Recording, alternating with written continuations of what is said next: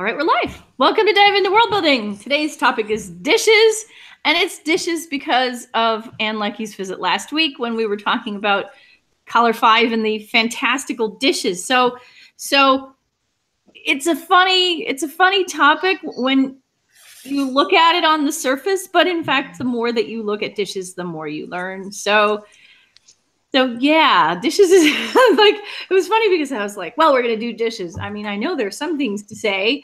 And then the more I thought about it, I was like, oh dear, this is going to be another rabbit hole.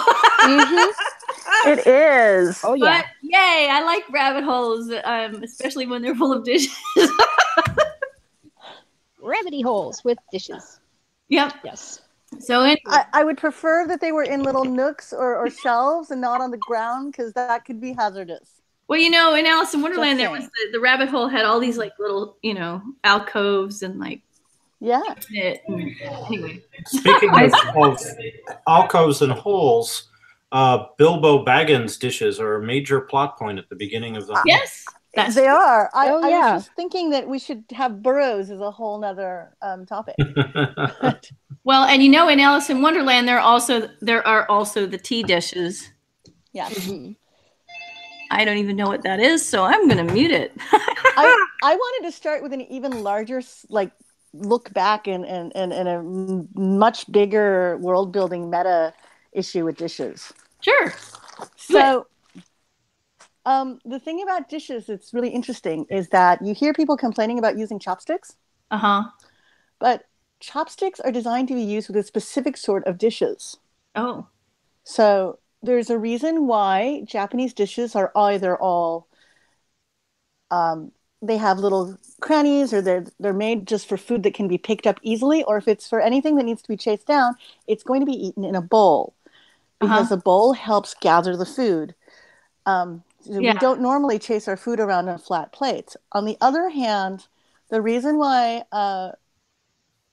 most of the Western European countries are not heavily into bowls unless they are designed to be eaten with spoons is because you have a really hard time using a knife as tableware inside a bowl. So that's what creates have flat plates. Yeah. And so as you're doing world building, the habits of your culture completely change what kinds of dishes and crockery they want to be using. Mm-hmm. And then you get into manners of etiquette about whether things are lifted up or not, which are also different, and they vary based on utensil use. So cultures that pick up their bowls have a different shape to the bowls. Mm-hmm. Like Western salad plates or soup bowls often have a very wide rim that matches the flat plates. Yeah, yeah. And you can't use those to lift up and drink. Yeah. Well, you can. The way that a lot of other it's gonna look like one of my children or other small creatures, trying to do that drinking thing, where you end up with the odd mustache. Yes. So. And also, if you have an eating by hand culture, there's a difference between what do you expect to do with your other hand? Can it be anywhere near the food? And how sticky is the food that's being served? And all these other things change what you are eating. Yeah. Off of. Yeah, and then of course there also are trenchers. Yes. And stuff. so trenchers, which I did not know. So there's a difference between trenchers and bread bowls. Yeah. And we don't always know that now because we never see trenchers. We only see bread bowls. True. But medieval trenchers were not actually used to be eaten, as far as I'm aware. Maybe somebody is more of a classicist or a medievalist than I am. But as far as I know, it was the old bread that had been scooped out and used to hold that day's stuff. But you were not going to eat it. It was going to be repurposed in other ways, not for human consumption. Yeah, maybe fed to pigs. I've also heard stories about various things being used as thickening agents for the next day's. I think that wasn't trenchers. I think that was some other kind of flour product that showed up at the table. Mm. That's sorry. Now I know what it is. There's an English tradition, a British Isles tradition of raised pies that are stand-up pies that are not made in a form. Mm-hmm. And those are made of they're called hot water crusts, and they're made of boiling water so that it reacts with the gluten differently. And the outsides of those can be eaten if they're made with the intention to eat them, but otherwise they were designed to just hold the stew and then to be used for thickening agents the next day. Oh, that's interesting. Which is a thing I did not know until I was watching a non-genre work that was very much about these raised pies in a region that's famous for them. And I learned about all these interesting implements in the kitchen that I'd never seen before, where, of course, if you're not putting the pie crust into a form, you're using a thing to mold it from the inside. So there's a thing that looks like a really fat dowel or one of those old-fashioned weights with a little handle on top, and it's used to create the outside case of the pie. That's interesting. So food as dishes. Yeah, so food as dishes, that's kind of fun. And there is a lot of that, actually. Yes. There are a lot of different, I mean, we put our sandwiches on plates, but at this point, often. But, you know, a lot of breads were just sort of designed or came into use as ways to hold the thing that you were eating. Pasties and hand pies. Mm-hmm. Yeah. So, yep. Well, and you have the story of the development of the sandwich, right? Which was the Earl of Sandwich didn't want to stop playing poker, so they loaded it up on bread and brought his dinner to him. Which is why pretty much you can put anything on a sandwich and still have it be a sandwich. Exactly, well, it all counts. Is it a sandwich? It's a whole different episode. Yeah, well, exactly. Yeah. There's also a whole tradition of various sorts of biodegradable food wrappers. Rice cooked inside shafts of bamboo and steamed or charred. There's things cooked in salt crusts. There are things cooked in mud. There are things cooked in all sorts of leaves and husks. So that's all a manner of handling things. But were we going to just talk about reusable dishes? No, we're going to get to dishes. I just wanted to. We're talking about eating vessels. Okay. Nod at the idea that dishes are not even always a thing, and sometimes they're made of food. Eating vessels. Got it. Things that you eat off of, and so yeah. Okay, so before we as a transition, this is a perfect bridge. Yeah, it was a wonderful bit of world building. I recently showed my kindergartners the movie Willy Wonka and the Chocolate Factory, and there's the scene in the big factory room where Gene Wilder sits down with a teacup full of some kind of sweet thing, and he drinks it, and then when he's done, he takes a bite out of the teacup because it's an edible teacup, but it's designed to look like a conventional porcelain teacup. Yeah. So the idea of that's a bit of world building, right? That tells you that the factory you're in, anything could potentially be edible, even if it's not something you would normally think of as edible. And that is a boundary breaker of normalcy. So it indicates the weirdness that is going on within, and also the sort of creativity, right? Like this guy is a mad genius. So that's used as a bit of world building. Mm-hmm. Yeah. Okay. So there are other. I'll bring it up because Cliff didn't yet. Not just seasonal or class distinctions of dishes, but religious rules around dishes. Okay. So let's go there first. Why not? Okay. Do you want the kosher spin? Sure, go for it. You do it. 4 sets of dishes, which is to say a set of dairy dishes, a set of meat dishes, and then a Passover set of dairy dishes and a Passover set of meat dishes, which are normally put away because you can't have any chametz, which is to say leavened products.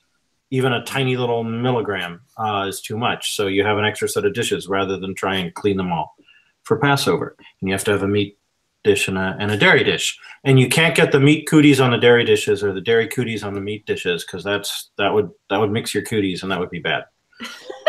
Yeah, That's the cootie theory of kashrut. Yeah, that sums it up pretty well. Of course, the adherence to that is, varies from family to family or group to group. The Orthodox will do that. We keep separate sets of utensils. The synagogue keeps, which is conservative, keeps separate sets of plates and utensils and cooking tools and everything, but they only have one kitchen, which they close down for Passover. You can't prepare food in the synagogue during Passover. There's also the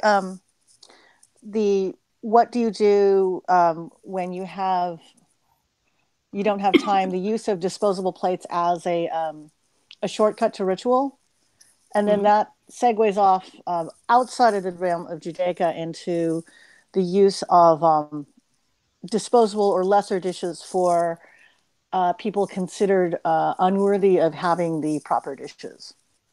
So that's also an element of world building.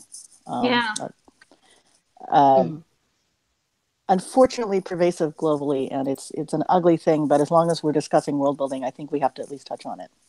Yep. I was hoping to get to dishwashing as well, but I was just about to say how you handle the dishes after you've eaten is a big thing too. So whether we recycle them, whether we wash them, what we wash them with, how we wash them, there's a whole long argument and cultural discussion to be had around how you wash dishes. And who washes them? The most disconcerting thing I saw was once when I went to dinner at the residence of somebody who grew up in the UK. After dinner, I offered, as we often do when we're having a dinner party, to help wash dishes. And he told me, no, it's fine. It's really easy.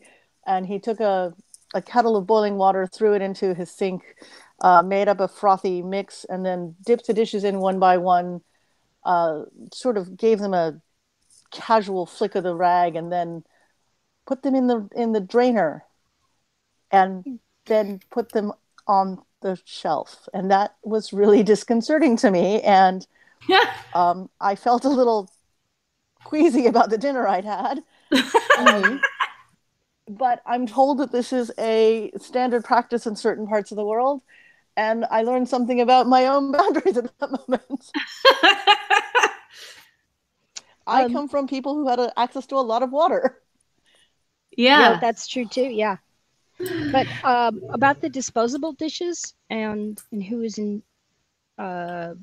worthy of good dishes, they're very useful for high energy demanding occasions. We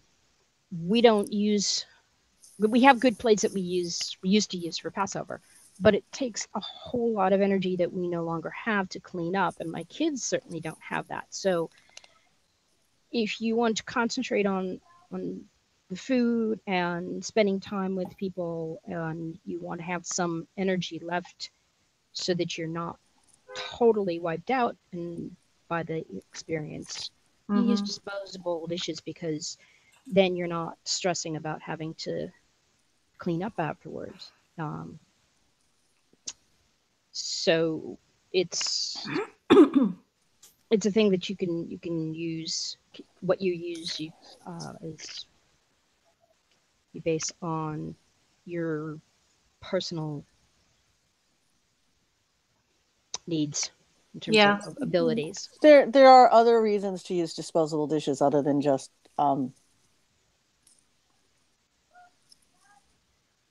ritual enforcement of hierarchy. Yes. Yeah. So gosh. All right. So when I was little, we had 2 sets of dishes, and one was the fancy dishes that were referred to as the china, and one was the everyday dishes. And that was when I was little. And then by the time I was getting married, I was like, I don't want to register for 2 sets of dishes. So I picked a sort of dress up, dress down set of dishes. Guess how many sets of dishes I have now, though? I have 2 sets of dishes. But they are not the fancy dishes and the non-fancy dishes. They are the everyday dishes and the Christmas dishes. All right. Christmas dishes aren't fancy? Yeah. Because my mom, well, they're fancy, but I wouldn't bring them out for fancy occasions that weren't Christmas.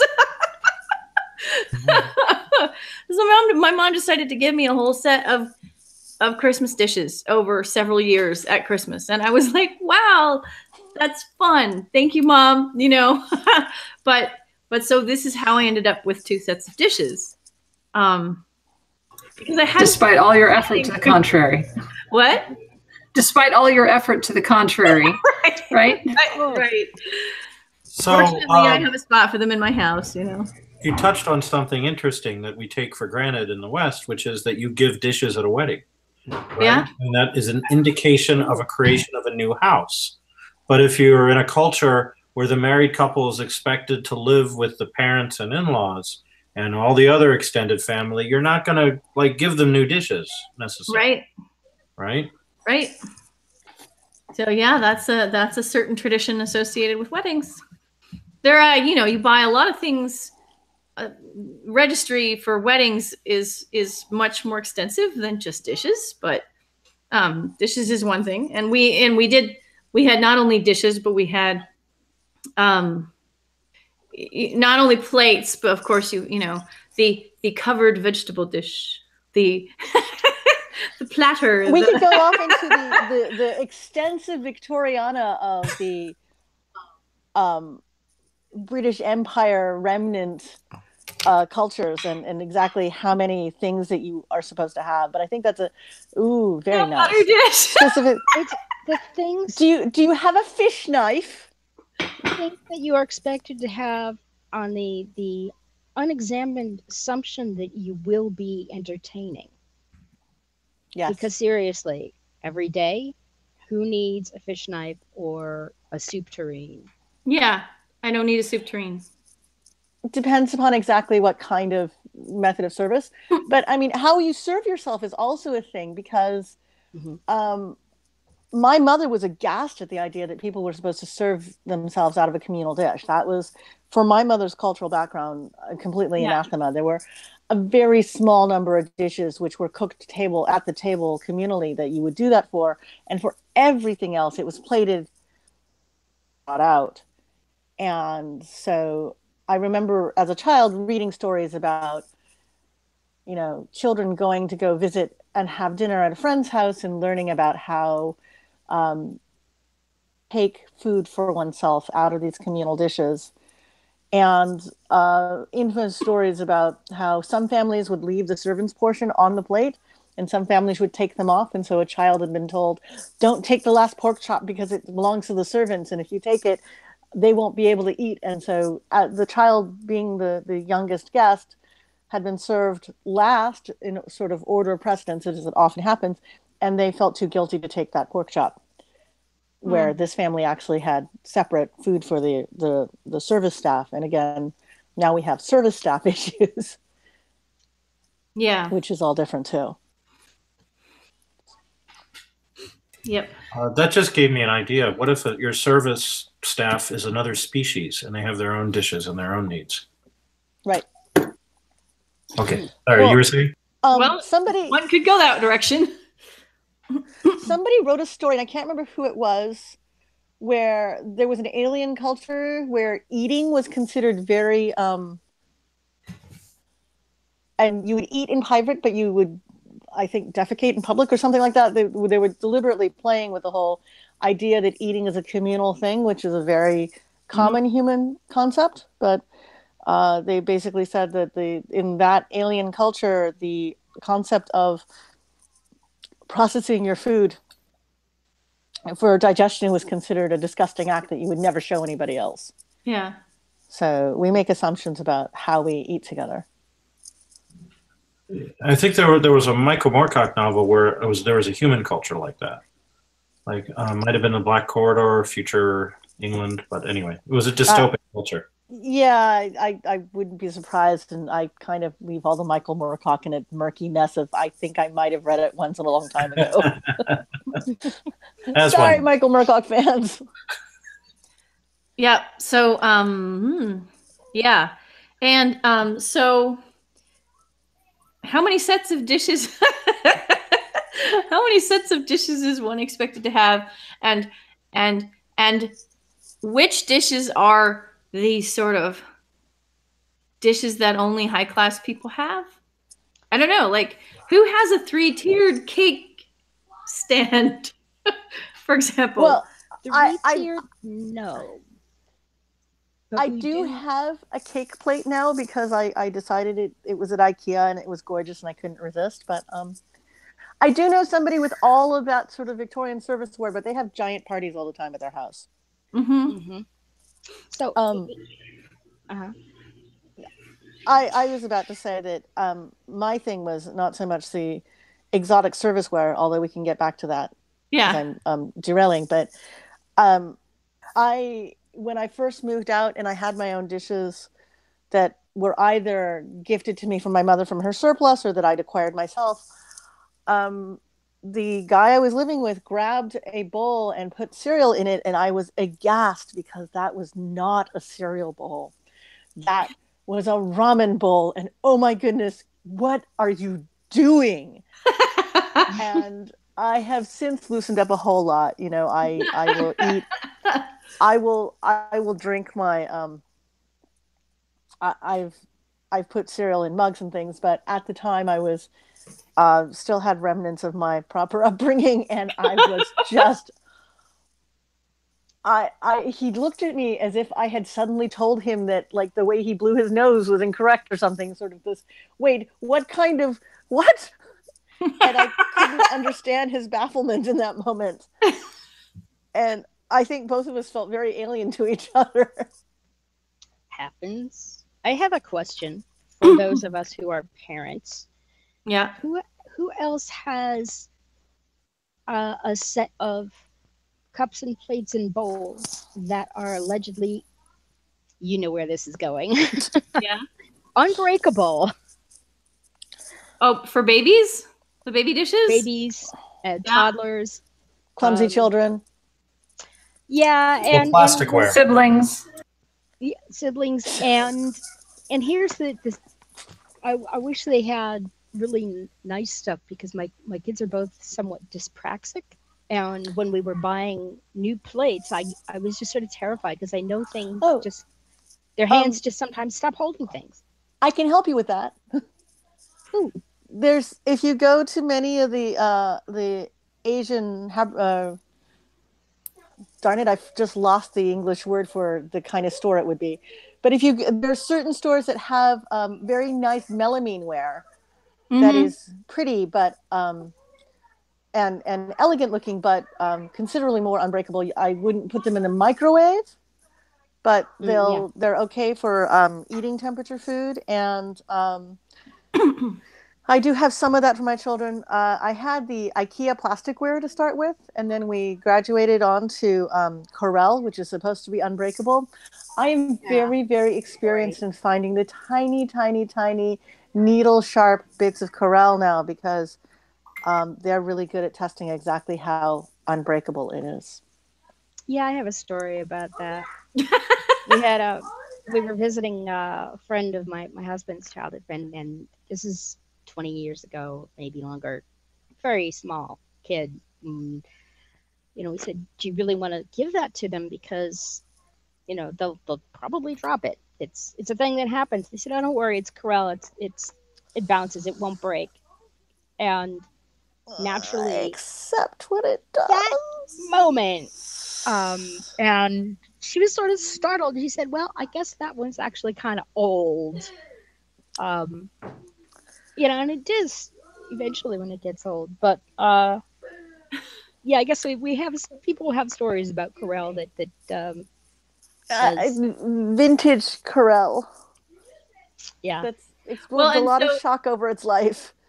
There's also the question of, I mean, gosh, I think there's glassware, there's crystal glassware, and there's glassware, and then there's like heat treated glassware. I mean, once you start getting into this, it gets really, really complicated. And then you have because we have whole sets of melamine ware that are not for kids, that are just cute. Holiday wear. Target is a big culprit for this. Well, yeah, but I mean, we have these little plates that we just use for like anything. Here, I'll show you. They have Paris on them. Oh, they're really cute. Oh. The melamine, the ones that you make summer camps, things like that, or Girl Scouts, the activities you do your picture and then you send it away and they illustrate. Oh yes, there's that stuff too. Collectible mugs. This is my wife's, but I'm a big fan of collectible mugs. I have different teacups and tea mugs that I drink different kinds of teas out of. Yeah. I almost brought it up when we had Ann Leckie here because I can't drink my green tea out of a handled mug without feeling weird. Oh, that's funny. And I don't put black tea into the handleless mugs. And then there's the confusing category of certain kinds of teas that, well, you know, in my heart of hearts, I believe, even though I don't have them right now, that herbal tea goes in glass cups or glass mugs, and this is not entirely rational, I understand. But this is where I have the lingering remnants of my this goes in that ideas. Yeah, so Che is mentioning that some glassware is toxic. Yes. There was you know, is there lead in this dish was a question that we had at a certain point. Still do if you're importing dishes from places that don't have those standards for investigation, and you can buy lead testing kits, but also all those cut glass lead crystal decanters. Yeah, it's not really a good idea to leave your brandy and your port and your wine sitting in those. They have discovered that it does leach.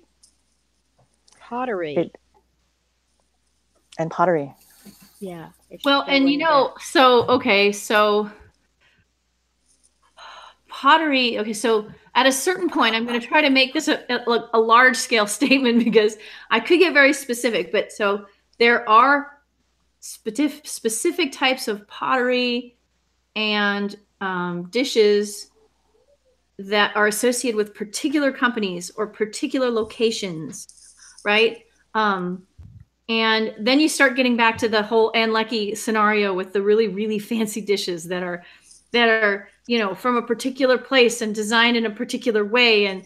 And so there's a whole world of that, right? I mean, go to Antiques Roadshow and I'm sure you'll learn like all kinds of things you never knew about dishes. But artists and, you know, what is, here's something that you can do for world building. Is it traditional for a person when they're sat at a table and a dish comes to them to pick up the dish and look at the bottom of it to see who made it? No, because you're supposed to be able to just identify it at a glance. Well, so there you go. But but is it okay to do that? Is it, you know, it could be something that somebody could do, right? Yes, if you're an expert, right? Then you just know it by sight. No, it's a shibboleth, right? Whether you know it or not is a it's a class marker, and if you don't know, then you're not good enough for it. Or something. Yeah, I know of stories of like people who went to go visit a girlfriend or a boyfriend or whatever other kind of like meeting some other cultural group encounter where they weren't given the nice dishes because it was a sign that, you know, mom or grandma or whoever it was didn't approve of you. And there's an entire language of dishes. And yes, I did say there's a language of dishes. You know, But that's spot on. Whether or not the doilies come out, whether or not you get the nice cups. And then, you know, people swear they don't collect dishes or don't care about dishes. And then you find out that they have a very treasured set of collectors in a gas station or the supermarket with stamps or whatever, you know, collector's edition superhero cups or bowls or things like that. And so there's there's also all this branding we do. And there's also these souvenir commemorative dishes. And the question of, do you just stick them on your wall or do you actually eat off of them? And yeah. you know, and now we've got people making ceramic things out of the cremains of departed loved ones. And so I'm just imagining all sorts of interesting world building implications of what you could do. That's true. I actually have I have a couple of plates with Russian art on them. Speaking of collector's plates. I don't have a lot of them, but I have two. I was just talking to a friend who went and disposed of all of his mother's stuff. She'd been living in a retirement community very far away, and he was grumbling about how much Franklin mint she had of all sorts, not just the coins, but also the plates. And he's just going, who wants this crap? And I think that they gave them all to somebody who's one of those estate sale procurers. But there's an amazing culture of that out there, and people showing them off and, look, this is my 19 whatever Elvis, you know, special edition plate. And yes, and that is as well as a special language of my mother-in-law had an culture. enormous collection of Elvis wear. That question is why my mother is making basically a photo album of the possessions that they're not tossing. And little notes that say, yes, this looks like a ridiculous $2 souvenir from the waterfront. It is. And this is why I haven't thrown it away. Because I understand you're going to get rid of it at some point, but this is why I didn't. Yeah. So this is a commemorative Kentucky Derby glass, which shows all the Kentucky Derby winners. I have a neighbor who is from Kentucky who throws a Kentucky Derby every year at the Kentucky Derby party, and mint juleps are served in these, and then they are party favors. There's also, so if you're world building, you can, you know, dress a room up, and there's like a commemorative something for some event that happened in the past in your world and might illuminate in some way. This is a mug that one of the twins did at a birthday party. They you know, let them out. These are hearts. It's covered with hearts. And they let them at them, and then they fired them. So that's means that we have a certain tech level. A giveaway for a 5-year-old's birthday party, which is what it was, and that you would let 5-year-olds at decorating them, and then you could just fire it up because you have an oven in your house, and it makes it very easy. And so there's all these. Those were done at home. Right? Yeah. Oh wow. Yeah. That's you can get the kit. It's white and it comes with 4 different colors. And anyway, nice. Okay. Yeah, and then it turns rock solid.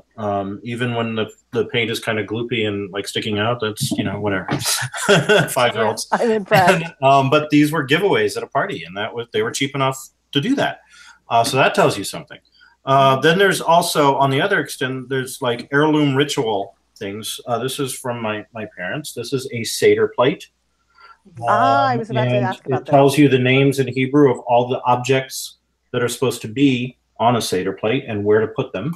And it goes in the middle of the table, and it is used once a year or twice if you do 2 Seders, like the Christmas silverware. There's also things like a Kiddush cup, which is used on Shabbat to drink the wine for the Kiddush.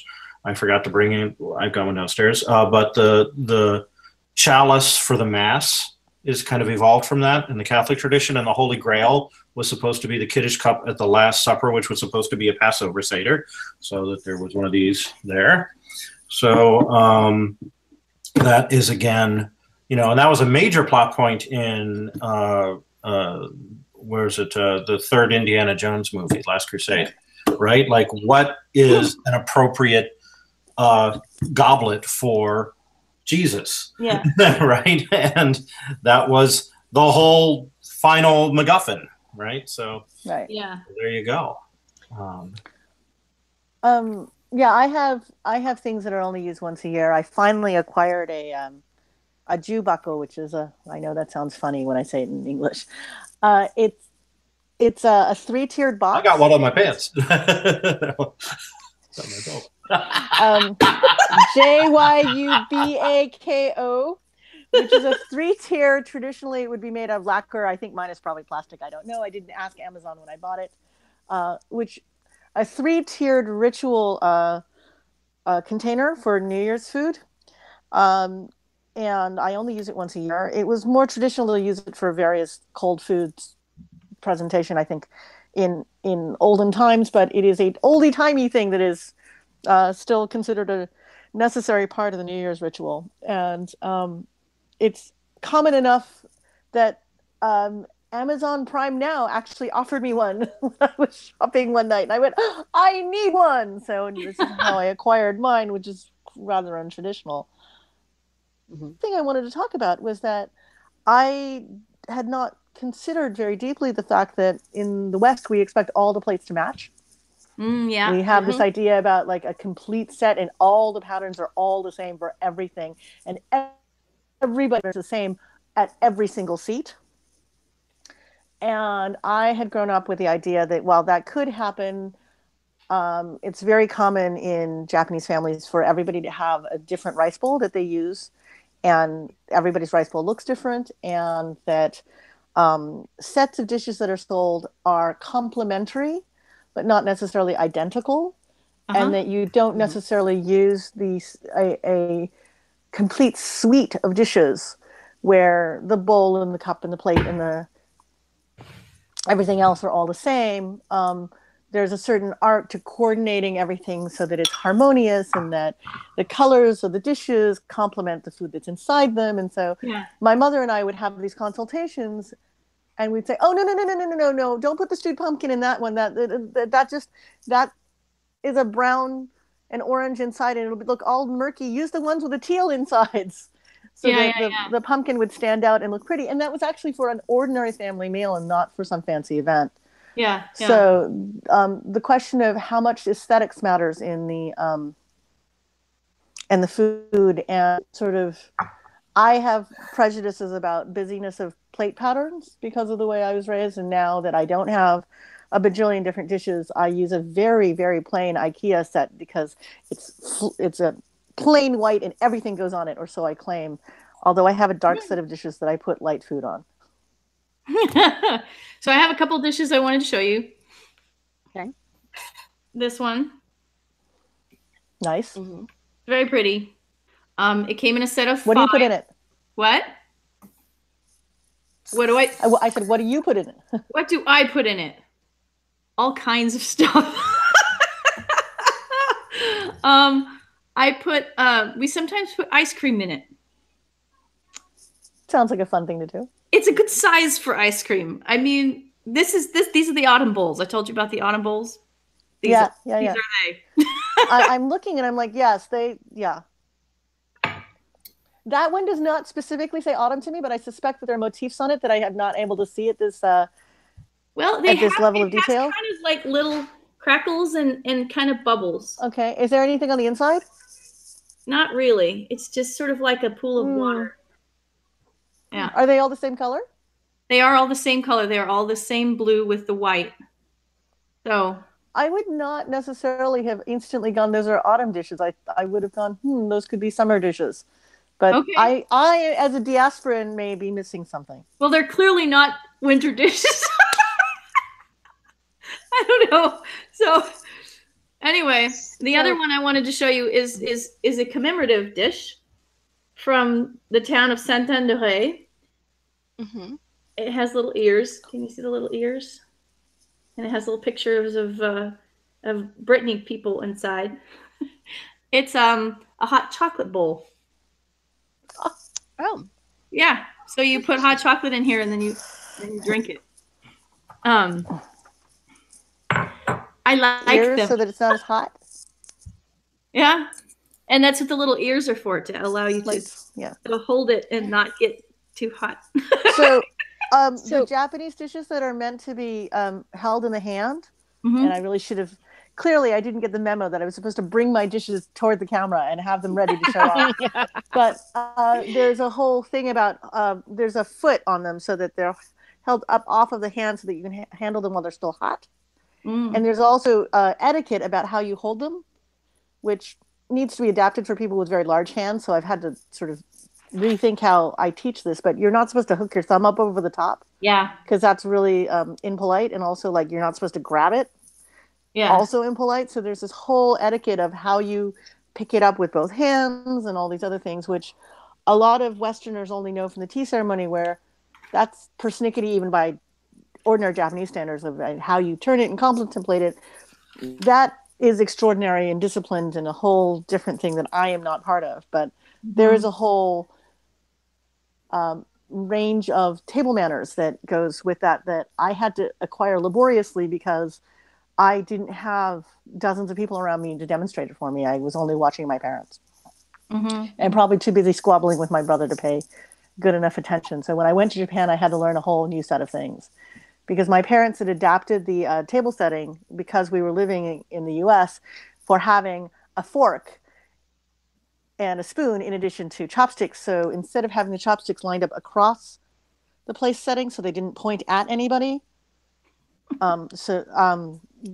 which is the traditional way to put chopsticks, we incorporated them into the Western table setting so they were at the side of the plate in a Western fashion. So I had not learned the handling of chopsticks in front of me, and I had to be retaught that. And because I learned it late, I'm still a little nervous about it when I am in front of really proper marmy sort of people. I will point out though that in some places, in France at least, they will put the spoon across the top. Yes.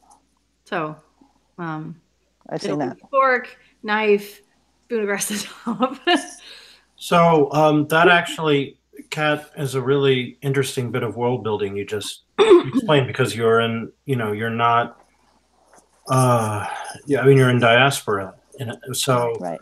That you're basically, that there's a whole category of place setting anxiety, right? That Miss Manners used to deal with, which was a particularly middle class anxiety, because the middle class had pretensions of joining the upper class, and the upper class had servants who knew all this stuff, right? And so, and the women were trained how to supervise it if they needed to, but usually it was the butler's job. It was the butler's in charge of the kitchen. And so, the middle class, they have to do it themselves, or they have to instruct their one servant to do it if they're lucky enough to have one servant. And so there's an anxiety about doing it right. Right. Yeah. And then if you're an immigrant, then there's the whole tension of the old country versus the new country, and assimilation versus keeping the old ways.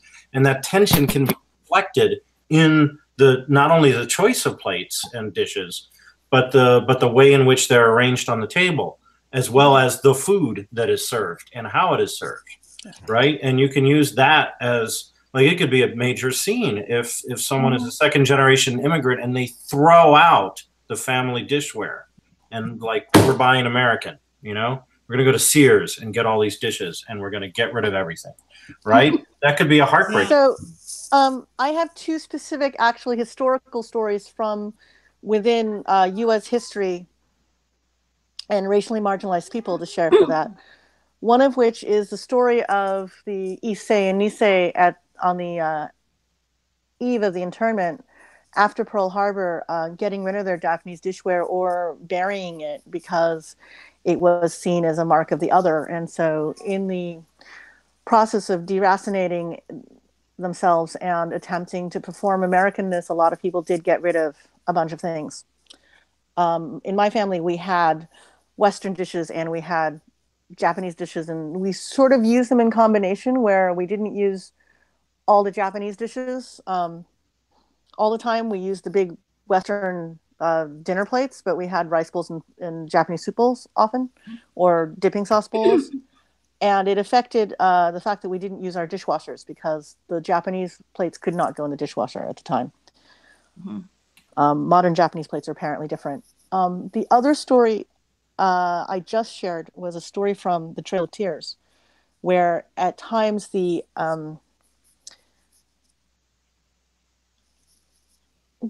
displacement demand, I'm going to call it, actually we should just call it the forcible armed eviction, often came with such haste and suddenness that people were not able to gather up their household goods and trek, or they were simply not able to gather them, or didn't have the resources in order to carry them away. And there's a story that I just recently shared on my Facebook where ways that some of the people on the trek had dug out earth and devised vessels, as they put it, from the dirt on the path in order to cook because they didn't have anything. So, yeah, having dishes is a mystery, and sort of to dive us back out of this. This is why this reenactment role-playing games, we talk about people. What kind of dishes are you carrying with you? What kind of eating utensils are you carrying with you? Carry a mug, and also we have expectations in the West that fast food will come in disposable containers. Yeah. And in other cultures, there's and even in our traditions, in olden times, there was a tradition of shared utensils and cups, and you might, be drinking out of a communal mug that was offered for a ready-made beverage and other things like that. Well, I do have a person who has to. Let's see. There's this idea that if you have to leave the city for any reason, you have to have a cup with you. In my novel world, because you're going to be in basically going in the caves, and you're not going to want to have a ceramic cup with you either. You don't want to have a metal cup with you because you want to be able to catch drips. You want to be able to find ways to get water and not have your not have to wait for nature to provide you with a receptacle. So. Well, also, if you're using nature's receptacles, it's harder to purify the water. True.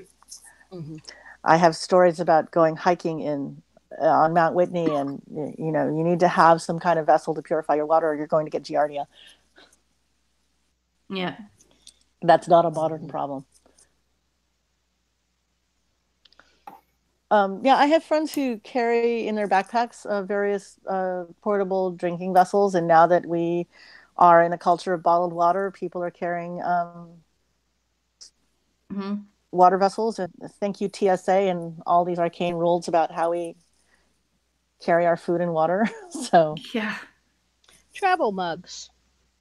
Actually, there was something that I thought of a while ago that I will bring up again now. We were talking about babies. And sippy cups are a pretty new invention, I think. When do you think sippy cups became a thing? I remember having one when I was a little kid, but I mean, that was when you could already make things out of plastic and make a sippy cup. There are baby cups that were prevalent and ensconced in at least American hoity-toity culture.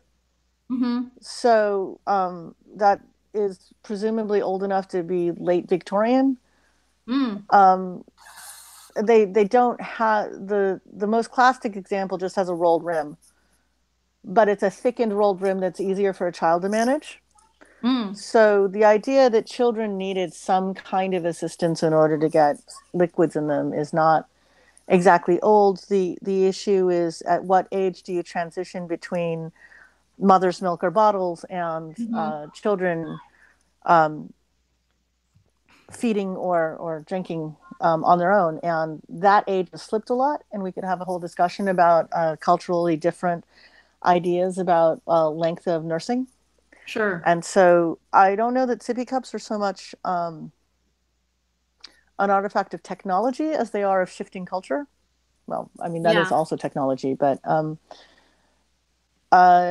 different cultures expect children to go independent at different ages and expect them to perform things differently.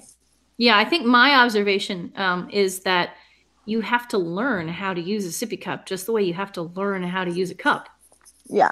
If you're talking about the valve, so with my kids, I was like, I don't see the point of the sippy cup. We just went for cups, and yeah, we had some splashes, but I mean, it was it's a question of what do you want to clean up, how much do you clean up, and where are you letting I mean, drink where do you want to put the learning effort?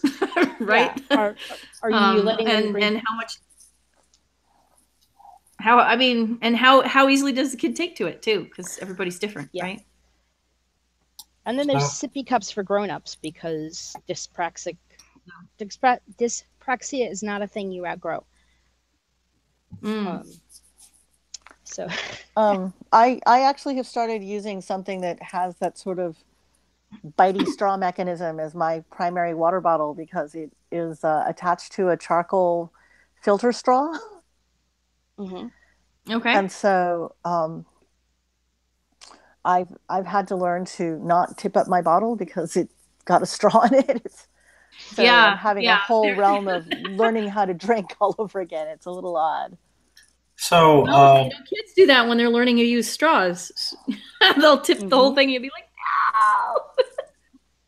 If you're writing in science fiction, and you don't have artificial gravity, then there's like space food, right? There's like drink bulbs show up in a lot of science fiction, and the kinds of foods where that how do you have your food in microgravity, or or you're under acceleration, you're not under acceleration, and things like that. That's a whole other.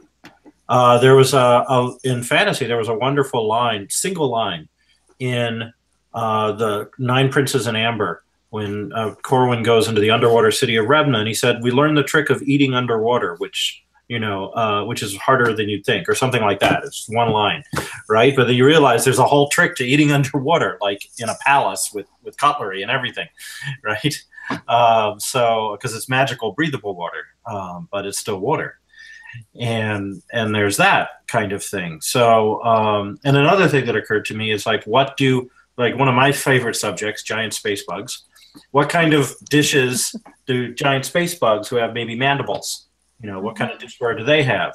If giant space reptiles, if you have a snout, what kind of dishes do you use? What kind of dishes do your kids use? Like, what's the equivalent of a sippy cup for something with a snout or mandibles?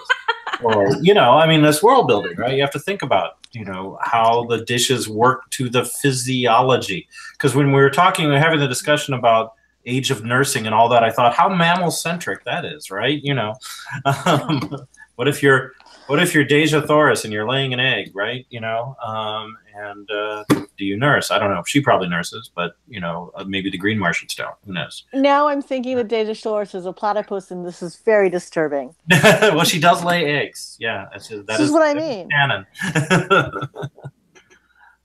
So platypuses, I think, actually lactate, but not through nipples. Yeah, they have patches of skin that lactate. They have like mammary grooves or something like that. Lactating grooves. Yeah. So they ooze, and the young lap it up out of the groove. Alrighty then. Yeah. And they have duckbill. That makes sense. They don't have mouths. They can't use the way we can. They have duckbills. Just to get weird on you, pigeons lactate in their throats. Good to know. How does one learn this fact? In the same way that you learn weird things about animal phalluses kind of or something. Actually, it was David Attenborough? Wildcrats was the show. Okay. Yeah. Which you may run into because of your daughters. But, yes. Anyway, I think no more Wildcrats. So yes, but thank you all for being here, and and this was a really interesting discussion. We kind of went to many different interesting places, as we do. I just got my tickets for WisCon, so I'm awesome! Going, yay! Have fun. Anyway, yes. So regarding next week, I guess next week is going to be the 6th of February. I'm hoping to have Kate Johnston come and talk next month about some of her expertise. That would be super fun. And I'm also talking to Henry Lien about coming back and talking about Paceprout Chen. Nice. He seems interested in coming to talk about the book on the show. So those will be things to look forward to. Exciting. Topic suggestions for next week? Wow. Drinking vessels. No, I'm mostly joking. I forgot. You know what? Mustache teacups. I have to say mustache teacups. Yes, mustache cups, and also the fact that we have all these different things about drinking vessels that are only suitable for a certain beverage. It's not just me and my tea; it's the Belgians and their beer and the French and their wines. You don't put wine in a champagne glass, or vice versa. No, you don't. and what is a martini? Some of those are purpose-built, though, because champagne flutes are specifically designed to do like a certain thing with the bubbles, and same with some of the beer vessels. And snifters and such. Yeah, so some of those are like, the form follows function. They're trying to get them to do a specific Okay, but there's thing. no real reason that you can't drink whiskey out of a brandy snifter. Probably not. Only that it's blasphemy, but Right, this is what I'm saying. So people look at me funny when I say that I can't drink my tea out of certain vessels, and yet there'll be people who have like whiskey glasses. So yeah, it's true. So last thing I want to mention is that in the East Bay, Clifford Stoll and kids do glass blowing, and they make Klein bottles that you can drink out of. Neat. 3-dimensional projection of a 4-dimensional shape that you can drink out of. And Klein Stein for your beer. How do you clean that? I don't know. I don't own one, but I'm sure they would tell you if you buy one from them. Well, actually, you start with a 4-dimensional faucet, and then no, I just got this thing. It's very cool.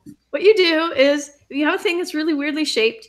You have this little round dealy like this, and you drop it in, and it has little bristles on one side, and it has a magnet in it, and then you take a magnet on the other side, and you go like this, and it causes it to scrub the inside. I'm just trying to remember.